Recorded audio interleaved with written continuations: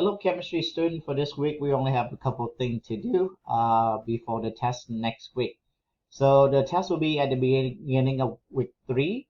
For this week, homework assignment wise, you have a lab and 6.3.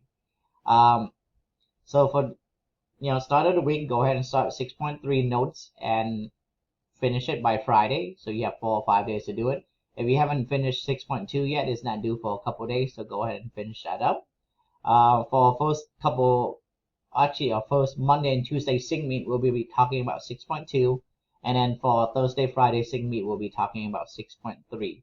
Once you finish your 6.3 notes, you can even finish it by as early as Tuesday. The lab will be open for you, and then both of those are due on the 11th. As you can see, this is open on Monday, the 7th, and this is open on Tuesday. So I want you to do the 6.3 first before you do the periodic trend. The trend once again is a gizmo. Click on the link on the document and then go ahead and enroll into the gizmo. If you already enrolled in the gizmo previous try, go ahead and re-enroll again because some people have moved around, so I clear up and refresh the class list.